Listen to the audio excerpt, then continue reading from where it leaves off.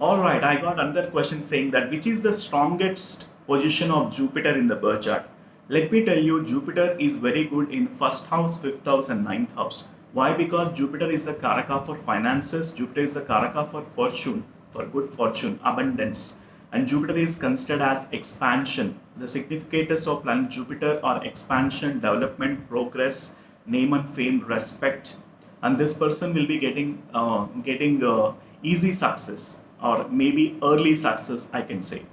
By the age of 27, this person will be emerging as a great leader and great scholar, and people will be able to identify his wisdom, and they'll respect for his wisdom and knowledge, especially in the first house, fifth house, and the ninth house. And the ninth house is super good because ninth house talks about Purva Punya Sthan.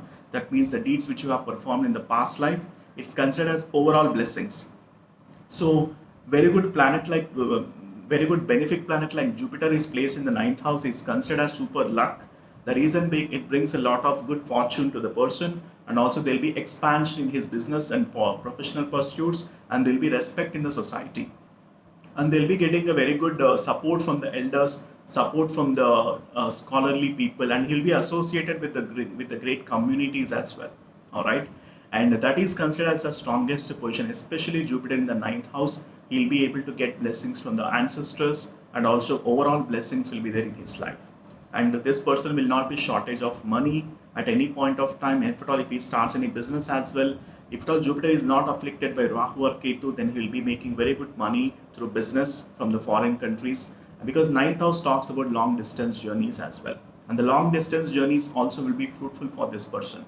All right, so I've made hell lot of videos on planet Jupiter in my YouTube channel.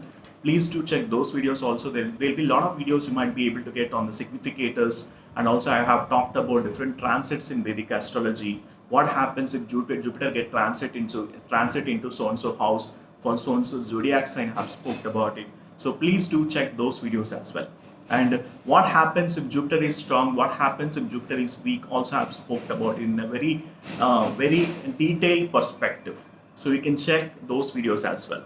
All right, so especially Jupiter in the first house, this makes the person very charitable, philanthropic, and also this person is so generous and social uplift person, and this person confidence levels will be super good, and this person will be emerging as a great counselors, great scholars, and great educationist.